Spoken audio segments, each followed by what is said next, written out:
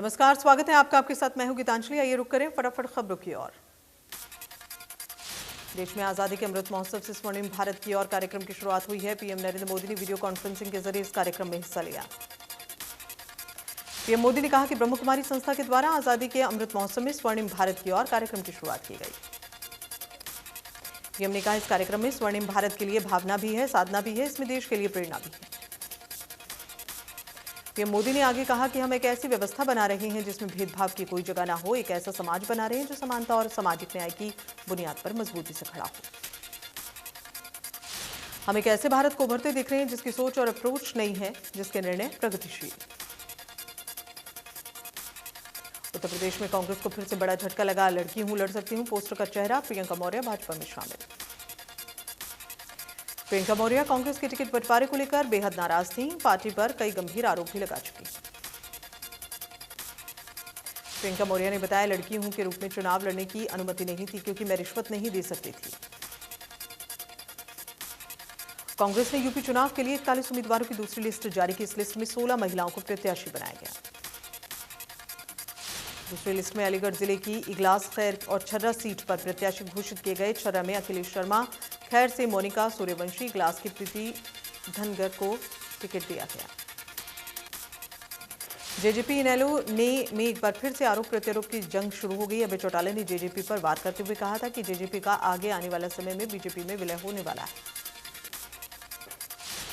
JJP महासचिव दिग्विजय चौटाला ने tweet कर पलटवार किया। उन्होंने लिखा, 2024 में इनेलो का ही जेजेपी में विलय हो जाएगा।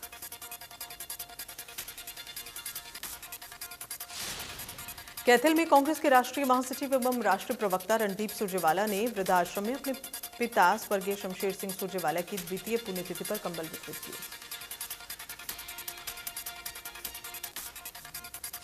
रणदीप सुरजेवाला ने कहा कि कोरोना काल की वजह से कोई बड़ा कार्यक्रम नहीं किया गया। मैं और मेरा परिवार हमेशा गरीबों के साथ।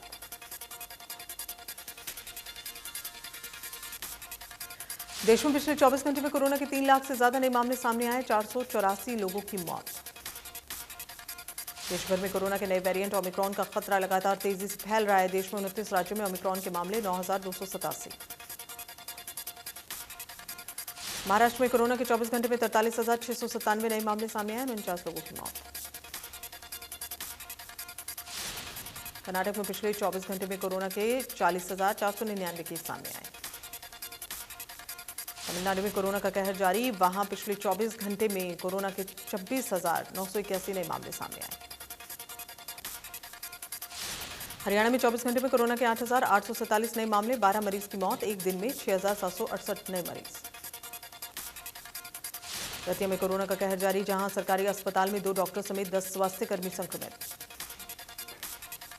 गुरुग्राम में कोरोना के 2,918 नए मामले सामने आए। एक्टिव केस की संख्या 24,000 के पार। फरीदाबाद में 24 घंटे में कोरोना के 1,285 नए मामले सामने आए। कुल संक्रमितों की संख्या 12,000 के पार। करनाल में कोरोना के 437 नए मरीज सामने आए हैं। 359 व्यक्ति ठीक हुए हैं। भिवानी में पिछले 24 घंटे में कोरोना के 128 नए मामले सामने आए। 97 मरीज रिकवर हुए। कुरुक्षेत्र में 24 घंटे में कोरोना के 195 नए मामले सामने आए। 157 मरीज रिकवर हुए। एक्टिव केस की संख्या 700 के पार। सिरसा में पिछले 24 घंटे में कोरोना के 157 नए मामले सामने, 113 मरीज रिकवर। कैथल में पिछले 24 घंटे में कोरोना के 149 नए मामले सामने आए। 18 मरीज रिकवर। प्रदेश में कोरोना संक्रमण की रफ्तार एक बार फिर से बढ़ गई है। सरकार की तरफ से लोगों को कोरोना के नियमों की पालना करने के लिए गाइडलाइन भी जारी की गई। शाम 6 बजते ही बाजार बंद करने के भी आदेश जारी किए गए। इसके बावजूद भी भाजपा के बड़े नेता कोरोना के नियमों की धज्जियां उड़ा रहे हैं। झांसी के लाला हुकुमचंद जैन पार्क में बलिदान दिवस के अवसर पर आयोजित कार्यक्रम में बीजेपी प्रदेश अध्यक्ष OP Dhankhar, deputy speaker Ranbir Gangwa, स्थानीय विधायक विनोद भयाना और अन्य स्थानीय नेता पहुंचे थे। कार्यक्रम के दौरान ना तो शारीरिक दूरी का ख्याल रखा गया, ना ही नेताओं ने मास्क लगाया था। फरीदाबाद में लगातार तेज गति से वैक्सीनेशन किया जा रहा है। इसके चलते अब तक 92% यानी कि 34 लाख से ज्यादा लोगों को वैक्सीन लगाई जा चुकी है। दूसरी डोज के अलावा 15 से 17 साल के युवाओं पर तेज गति से वैक्सीनेशन का काम हो रहा है। सिविल सर्जन ने बताया कि जिले में अब तक 34,58,273 नए मामले सामने आए हैं। 15 से 17 साल के 56% बच्चों को पहली डोज लग चुकी है। 60 साल से ज्यादा उम्र के 6,317 लोगों को प्रिकॉशन डोज दी जा चुकी है। प्रदेश सरकार की तरफ से कोरोना के प्रतिबंधों में ढील दी गई है, जिसमें शराब के ठेके 10 बजे तक खोलने की अनुमति दी गई है। सोहना में कोरोना को लेकर आरटीपीसीआर टेस्ट के लिए लोगों को धक्के खाने पड़ रहे हैं। लोगों का आरोप है कि आरटीपीसीआर टेस्ट की रिपोर्ट 3 से 4 दिन के बाद मिल रही है। यमुनानगर में शिक्षा मंत्री कंवरपाल गुर्जर ने कहा कि परिस्थितियां ठीक रही तो 33% हाजिरी के साथ फरवरी में हरियाणा के स्कूल खोल दिए जाएंगे। शिक्षा मंत्री ने कहा, पिछली सरकार में बगैर परीक्षा पास करने के निर्णय लिया गया था, लेकिन अब वो उसके परिणाम आए हैं और अच्छे नहीं हैं। शिक्षा मंत्री ने कहा, नई शिक्षा नीति के तहत 1100 प्ले स्कूल खोल दिए गए हैं। इसी कार्यक्रम में 4000 प्ले स्कूल खोले जाएंगे। करनाल में डिफॉल्टर्स के खिलाफ नगर निगम का बड़ा एक्शन। निगम की टीम 30 दुकानों पर करेगी सीलिंग की कार्रवाई। नूह में मनरेगा भ्रष्टाचार का मामले में शिकायत के 10 दिन के बाद कार्रवाई नहीं हुई, जिसकी वजह से गांव खेड़ली दोसा के लोगों ने उपायुक्त कैप्टन शक्ति सिंह से मिलकर भ्रष्ट अधिकारियों पर कड़ी कार्रवाई की मांग की। उपायुक्त शक्ति सिंह ने इस मामले में ग्रामीणों को कड़ा संज्ञान लेकर उचित कार्रवाई का आश्वासन दिया।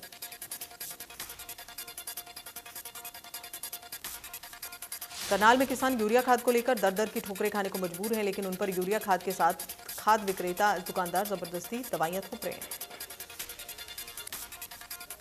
खाद विक्रेता दुकानदार के गोदाम में करीब 350 कट्टे यूरिया खाद के रखे मिले। किसानों के हंगामे के बाद कृषि विभाग के सहायक तकनीकी प्रबंधक समेत कृषि अधिकारियों ने पुलिस की मौजूदगी में किसानों को 5-5 कट्टे खाद बांटे। किसानों का कहना है, अगर दुकानदार के खिलाफ कार्रवाई नहीं हुई धरना प्रदर्शन करेंगे। किसानों ने आरोप लगाया कि बाजार में सरेआम यूरिया खाद की कालाबाजारी हो रही है। सिरसा में एसडीएम ने रोड़ी बाजार समेत पूरे शहर का दौरा किया है। इस दौरान कुछ दुकानों पर सोशल डिस्टेंस के नियमों का पालन नहीं किया जा रहा। एसडीएम ने दुकानदारों का 500 रुपए का चालान काटा और इसी के शहर में कई अन्य दुकानदारों को भी नियम पालन करते हुए ग्राहकों को भीतर प्रवेश देने की हिदायत दी गई। फरीदाबाद की अरावली की पहाड़ियों में हजारों गायें, मृत जानवरों के अवशेष मिलने से प्रशासन और पुलिस के होश उड़ गए। शहर में मरे हुए पशुओं को वैज्ञानिक तरीके से नष्ट करने का ठेका जिस व्यक्ति को दिया हुआ था, उसने नियमों को ठेंगा दिखाते हुए अरावली की पहाड़ियों और जंगलों में मृत जानवर डालने शुरू कर दिए। लोगों का यह भी आरोप है, मृत गायों के अवशेषों को बॉडी बनाने वाले सप्लीमेंट में मिलाकर लोगों के साथ खिलवाड़ किया जा रहा है। रादौर में नहीं थम रहा अवैध खनन का खेल। खनन और ओवरलोड पर कार्रवाई करने वाले अधिकारियों की रेकी करने वाले ग्रुप पर फिर सक्रिय। बल्लभगढ़ में जैम की समस्या से निजात दिलाने के लिए एलिवेटेड पुल बनाने के लिए तैयारी।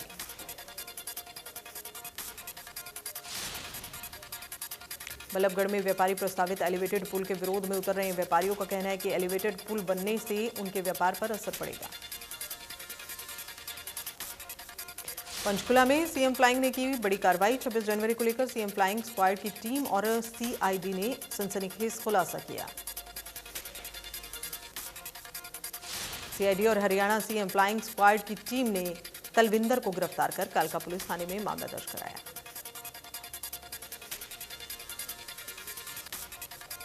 दक्षिण हरियाणा बिजली वितरण निगम के सर्कल सेक्टर 23 पर बिजली कर्मचारी यूनियन ने विरोध किया।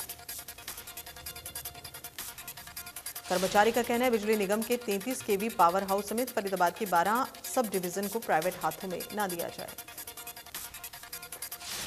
कर्मचारियों को कहना है, बिजली दफ्तरों को ठेकेदार के हाथों में देने का अगर कोई फैसला लिया गया है, एचएसईबी वर्कर यूनियन इसके खिलाफ विरोध करेगा। फतेहाबाद में पिछले कुछ समय से प्रशासन शहर में बिगड़ी ट्रैफिक व्यवस्था को सुधारने में जुटा है और इसी के तहत नगर परिषद और ट्रैफिक पुलिस ने संयुक्त अभियान चलाते हुए शहर में बाजारों से अतिक्रमण हटवाया है। इस दौरान काफी दुकानदारों ने दुकान के बाहर सामान रखा था, जिसे टीम ने जब्त कर लिया। प्रशासनिक टीम ने हिदायत दी कि अब दुकानों के बाहर रखे सामान को जब्त किया जाएगा। दतिया में हरियाणा छात्र यूनियन के बैनर तले सैकड़ों छात्रों ने शिक्षण संस्थान खोलने की मांग को लेकर प्रदर्शन किया। छात्रों का कहना है, जब शराब के ठेके खोलने का वक्त बढ़ा दिया गया, दफ्तर में कामकाज चल रहा है, तो शिक्षण संस्थानों को क्यों नहीं खोला जा रहा। छात्रों ने कहा 26 जनवरी तक अगर शिक्षा संस्थान नहीं खोले गए तो छात्र आंदोलन करेंगे, जिसका जिम्मेदार प्रशासन होगा। जल्द ही पुन्हाना और पिनगवा शहर को जैम जैसी समस्या से छुटकारा मिलेगा। दरअसल शहर में जमीन अधिग्रहण प्रक्रिया शुरू हो गई।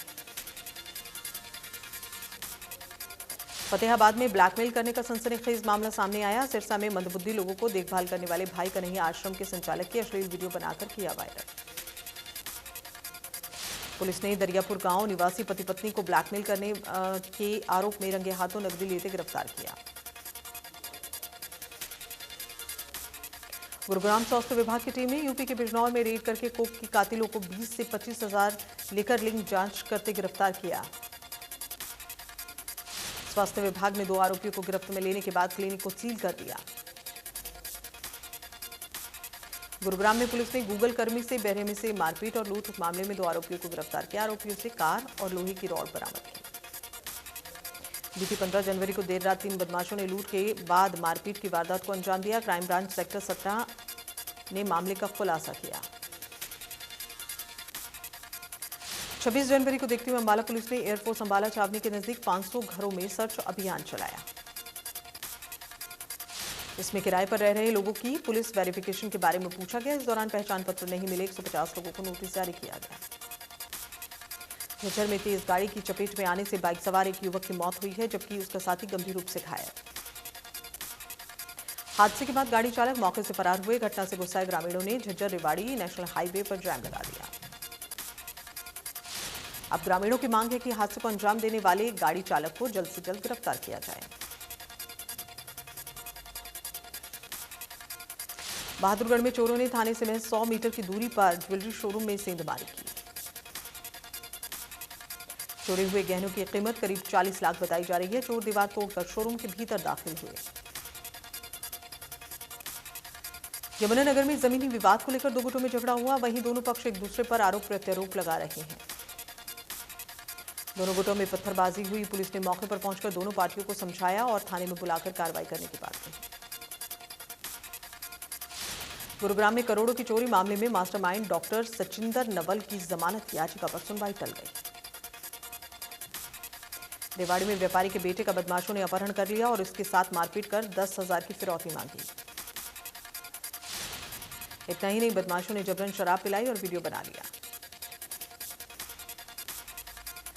सिटी पुलिस ने तीनों बदमाशों के खिलाफ विभिन्न धाराओं में मामला दर्ज कर लिया है। उन्हें कोर्ट में पेश किया। गुरुग्राम में सेक्टर 56 में एक प्लॉट में कंस्ट्रक्शन के दौरान मिट्टी धंसने से 2 मजदूरों की मौत हो गई। झज्जर के सूरजगढ़ गांव में एक युवक ने फांसी लगाकर आत्महत्या कर ली। पहाड़ी इलाकों में हो रही बर्फबारी, मैदानी इलाकों में हो रही बरसात के सर्दी का सितम बढ़ गया। सर्दी से बचने के लिए लोग अलाव का सहारा ले रहे हैं। मौसम विभाग के अनुसार सर्दी आगे बढ़ सकती है। सोनीपत में सर्दी का सितम जारी। सर्दी के साथ साथ कोहरे की मार भी लोग झेल रहे हैं। सोनीपत में कोहरे के चलते आज विजिबिलिटी 0, सड़कों पर वाहन चालकों को परेशानी। राष्ट्रीय राजधानी दिल्ली समेत पूरे एनसीआर में कोहरे और ठंड की दोहरी मार पड़ी है। राजधानी ही नहीं बल्कि उत्तर भारत राज्यों में कोहरे और शीतलहर का असर देखा जा रहा है। हरियाणा, पंजाब, उत्तर प्रदेश, बिहार, राजस्थान समेत उत्तर भारत में रहने वाले राज्यों में शीतलहर चल रही है, जिससे आम जनजीवन अस्त व्यस्त। मौसम विभाग के अनुसार दिल्ली में आज का न्यूनतम तापमान 10 डिग्री सेल्सियस रहने का अनुमान। सुबह और रात के समय कोहरा छाया रहा। चंडीगढ़ में मिनिमम टेम्परेचर 12 डिग्री और मैक्सिमम टेम्परेचर 15 डिग्री रह गया है। वहीं उत्तर प्रदेश और बिहार के कुछ हिस्सों में भीषण ठंड दिन बना रहेगा। साथ ही हरियाणा और दिल्ली के अलग अलग इलाकों में कोल्ड डे की स्थिति बन सकती है। आपको बता दें 21 जनवरी से दिल्ली समेत उत्तर भारत में 6 राज्यों में 3 दिनों तक बारिश के आसार। हिमाचल प्रदेश में 22 जनवरी तक मौसम खराब रहने वाला है। 22 जनवरी को प्रदेश में फिर से भारी बारिश और बर्फबारी का पूर्वानुमान। मौसम विज्ञान केंद्र शिमला ने प्रदेश के मैदानी इलाकों में भारी बारिश का येलो अलर्ट जारी कर दिया है।